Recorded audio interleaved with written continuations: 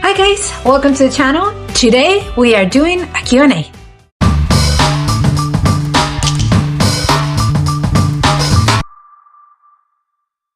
Hi guys, welcome to the channel. My name is Susie and this is irunthings, and today, to celebrate we reached 4,000 subscribers and 1 million views, I am doing a Q&A. I asked of you yesterday to send me your questions via the channel and also via Instagram, and I received a ton of them. So thank you to those who sent in their questions, and I am going to start at the top. I got a lot of questions about running. I also got questions about lifestyle and travel and things like that. So yeah, let's start this. So for those of you who are new and discovered this channel through this video, let me introduce myself really quick. I am a 50-year-old woman. I lead an active lifestyle. I'm training for a marathon. October 20th is the Atlantic City Marathon. So if this is something that interests you, click that subscribe button. Okay, so I have my questions and I'm going to start first with the questions I received on the channel. My question is, when and how did you get into running? So this is a great question. I don't think I have talked about this recently, so I understand the question, especially for new subscribers. I started running almost 8 years ago. I was 43 years old at the time, or about to turn 43. So I am 50 now. So yes, about to turn 43 years old. I started running in October. I turned 43 in November. And the reason why I started running is I had always been curious about it. And my brother, I'm from Spain. My whole family's in Spain. My brother back in Spain, he went to the doctor and he was told you need to lose weight. So he was on this diet to lose about 60 pounds. It was quite a bit of weight that he had decided to lose and he needed to lose.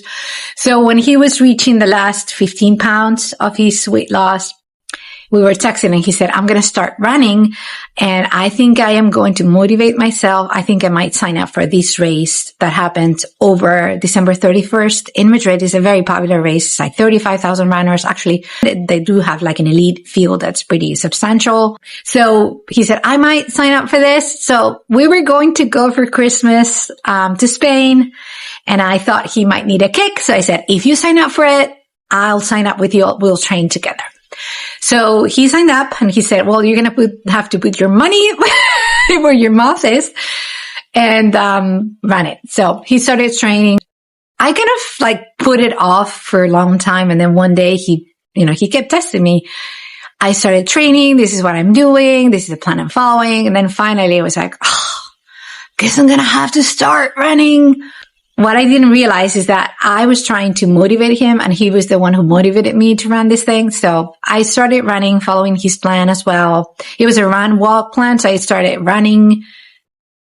I don't know. I think it was running 30 seconds, walking 45, or maybe even walking a minute.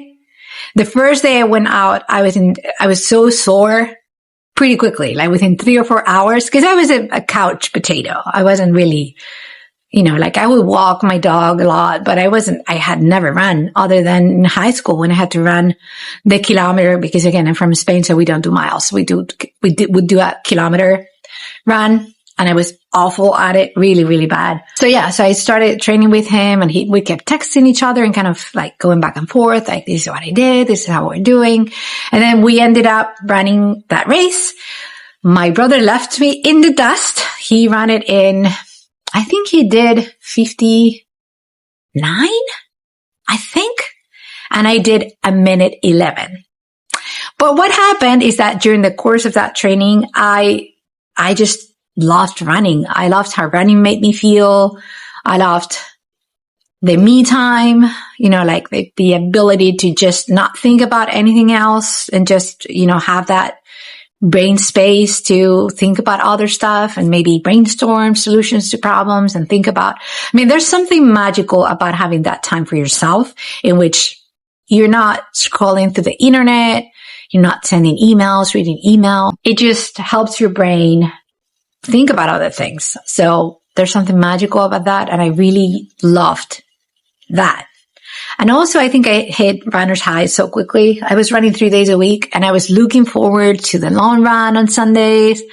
I just loved running. So I told my brother, I'm going to sign up for a half marathon. And then I signed up for the Love Run in Philadelphia. And that Love Run half marathon, I started like really running. Like I was walking less and running more when I was going out. I ended up running that in March.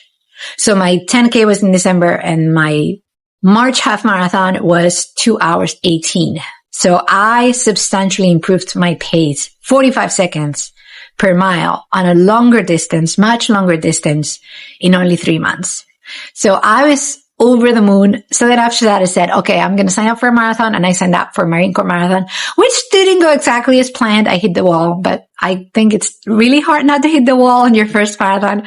So for those of you out there, if you're watching this, interested in starting to run, allow yourself some grace on your first marathon and really in all your races, because running long distance is not easy. So yeah.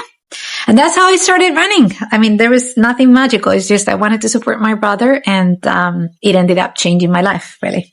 Have you always been an active person? So I've always been active in the sense that I have moved a lot.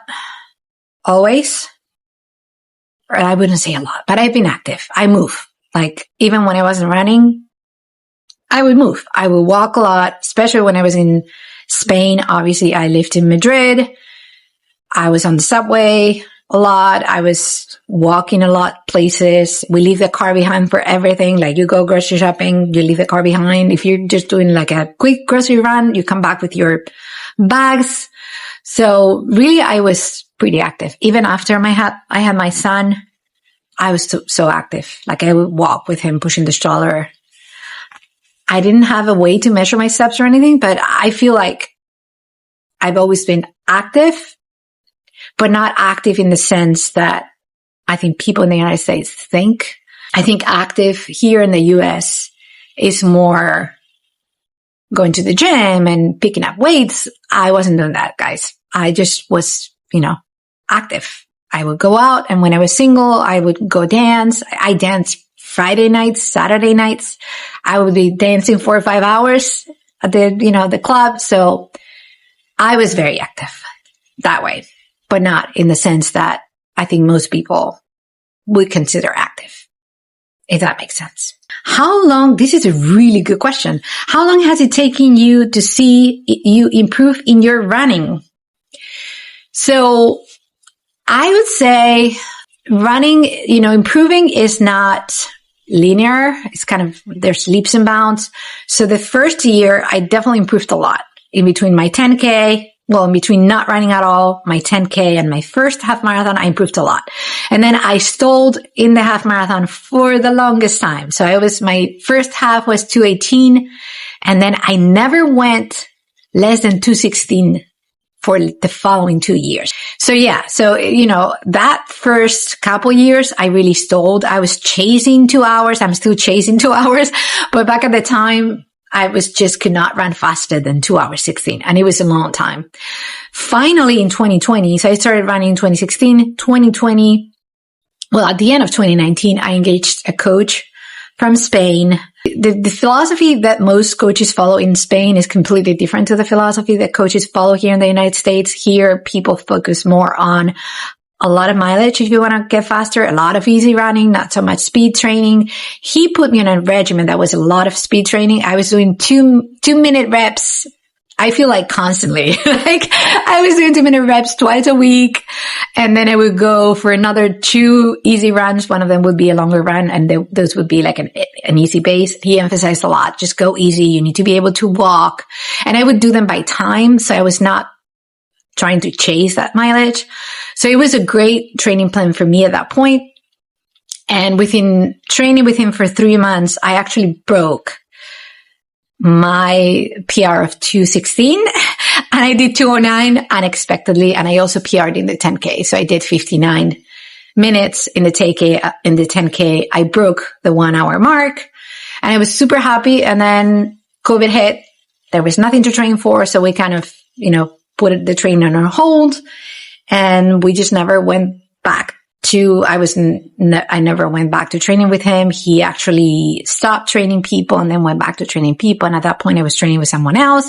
So it just never happened again. But that was a really good, I improved a lot with that philosophy.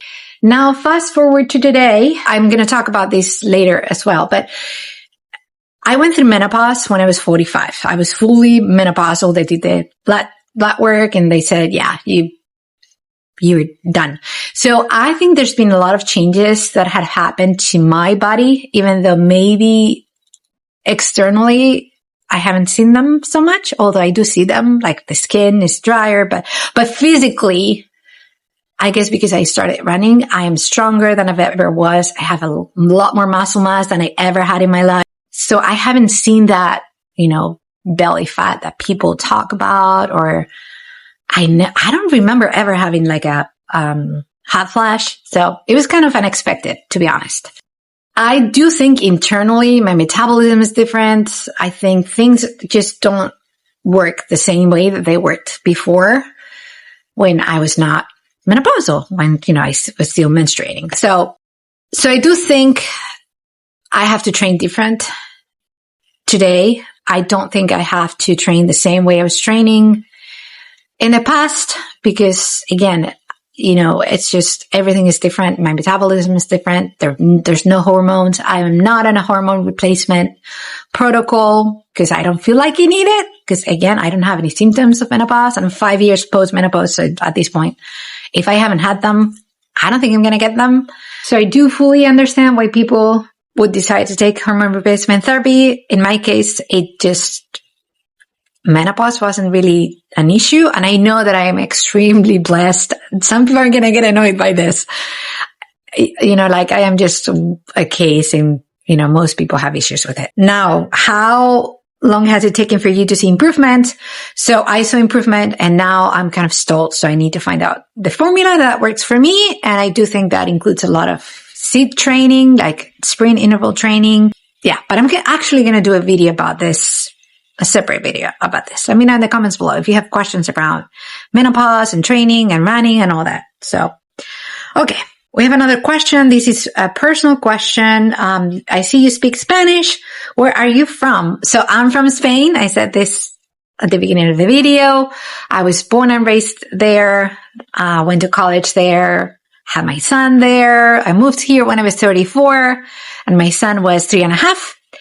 And yeah, been here almost 18 years. So yeah, it's all my husband's fault. My husband is from New Jersey. So it's his fault. Another question, really good one as well, around running. What adaptations have you made as an older runner? So I find that run walk in my easy runs really does help a lot. I use run walk a lot in the summer. In the wintertime, I feel like I don't have to use run walking as much because my heart rate is lower. So the heat affects me tremendously. It's always affected me, even when I was younger. I do think, again, related to aging and menopause, I think it does affect me a lot more right now. I just find it really hard to cool down. I sweat profusely, but I just get my temperature I don't know. I just can't with the heat. So, but yeah, I think that's the primary change that I've done in my running, the run walking for my easy runs. I don't feel bad about walking. Maybe that's just me. I know some people say that if you run walk, you're not a runner, you're a walker. So then why are you running? Then you could walk the whole thing, right? Like if you run walk, you're not a runner, you're a walker, then the running portion, then what do we call that? I don't understand that, diminishing people's efforts if you walk. I think you do you and worry about yourself, and that's what freedom is. You do you and let others do themselves. Next question. Do you find it more or less challenging to train? So I started running when my son was already kind of independent. So I can't say that. I think it's more challenging to train when you have little kids. Like I have friends who have little kids and they have to go out for a run when the kids are taking a nap and there's someone else taking care of them. They have to go for a long run. They have to call a mother or an aunt, usually female people in their lives to take care of the kids. So I think it's more challenging when you're younger. I think it's, your family can fend off for themselves, then you have more time available. So I think it's easier to train. I think generally it's easier. The less responsibilities around family members you have, it's easier. Now, I also have friends who have family members, older family members, like parents that they're taking care of, and then it becomes very hard again. So it's a trade-off. Yeah. If you have responsibilities, it's going to be harder to train. And, you have to give yourself some grace as well, because, life is what happens when you are making plans. So you make plans, hope for the best. And then if you can't make it happen, don't be too hard on yourself, because that's life. This is a question that I loved getting. And this question is about actually life and travel. Travel is one of the other things that I really love doing. I certainly don't have enough time or enough money to travel the places that I want to go. So I love this question because of that. If I had unlimited time and unlimited money, I would certainly travel a lot more. So the question is there a country in South America that you'd like to visit? And this person says, I've never been to South America myself. So I haven't been to South America. I've been to Aruba, which I think qualifies as South America because it's in South America. It's off the coast of, I think, the Guyanas. I would have to check in a map to be sure, but it's, like close to, like it's in the northern part of South America. It's an island off the coast. So if I could go any place in South America, I would go to Peru. I really want to do the Inca Trail, Machu Picchu. Something I can't imagine my husband doing with me, because I don't think he would do well with like the altitude and all that.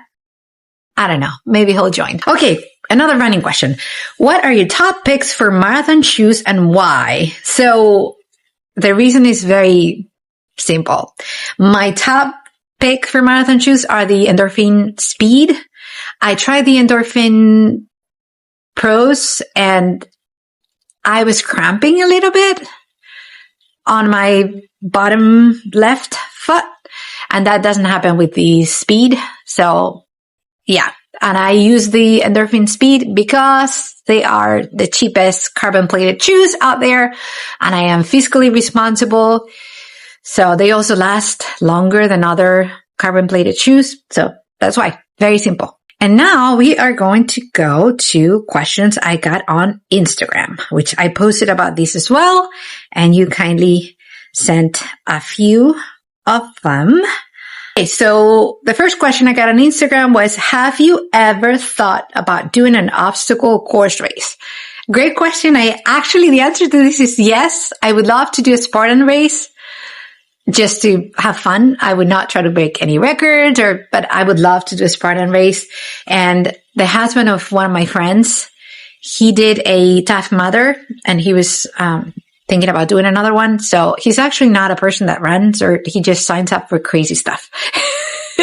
By crazy, I mean out of his comfort zone. He did a triathlon, and he did the triathlon with barely any training and with a recreational bike. So that's how crazy he is. And he did that Tough Mudder, I want to say 4 years ago. So he was thinking about signing up for another one. We would do a team thing. He just had shoulder surgery. It's probably too much information, but he can't do the Tough Mudder now. So probably next year, I would love to do a Tough Mudder. If anybody is watching this and is in Pennsylvania, New Jersey, and wants to do a Tough Mudder, ping me, because I would totally sign up with you guys, and we can form an irunthings team and just go for it. I would love to do it. Like I'm into that kind of stuff. Like I love watching these shows like Physical 100 and American Ninja Warrior. I am just into that kind of stuff. I would love to do something like that, even if I fail, because, obviously I'm not a ninja warrior. I don't have a lot of upper body strength, but I would love to do something like that. So the answer is yes. And then on Instagram, I got a lot of questions around fueling, food, a variety of them. So I'm thinking I could probably do just another video based on the questions from Instagram around food and fueling. So fueling for me has been the golden goose. Like I can never seem to fuel well for my marathons. I don't think I've ever fueled well for a marathon, to be honest with you. I think I failed. The only one I didn't fail at was Disney Marathon. And it was just, I didn't feel quote unquote enough, but it was the one that went the best. I had 3 gels and 1 banana in the whole 26.2 miles. So I think there's something around feeling less or feeling differently. So I've actually ordered Yukon gels. They are a start. I'm going to try with that because my latest training run and the video that's going to come up next, my weekly running vlog, I hit the wall. And this has happened a couple times. I take my gel and I take it up to the 45-minute mark. And as soon as I hit, I take the gel within like the next 5-6 minutes, I crash. It's not because I waited too long to take the gel. I think it's because the sugar spikes and then I crash. So I'm going to try different gels. I was doing really well with Goose till recently, but I am not so much anymore. So I'm just going to experiment with that. And I will obviously talk about it. Just hoping that Yukon will give me sustained energy. It's a start. So one thing that really worked for me, the honey stinger waffles, those tend to work well. And it's because they have like a rice syrup. So it's like a starch. It's not that much based on sugar. So I think that's it, guys. I think my body, again, the changes with menopause, I think that's just the sugar. It's just not something that agrees with me as much anymore. I've never had a sweet tooth though. I don't eat that much sugar. I was never into like Coca-Cola or like sodas, sugary drinks or smoothies or anything like that. So now that I'm talking about this, I have a colonoscopy tomorrow and I am fasting. Obviously, you need to fast 24 hours in advance and I am fainting. Like right now, I'm so hungry. Okay, I'm going to stop talking about food. But yeah, these were the questions that I got. It made up for a really long video. I see it right now on the screen. So I hope you like these type of videos. Next week, we're going back to the usual schedule with my weekly running vlog. If you like videos like this one, give a thumbs up, subscribe on my face. And here's another video you can watch right now and here as well. I love you guys. Run fearless.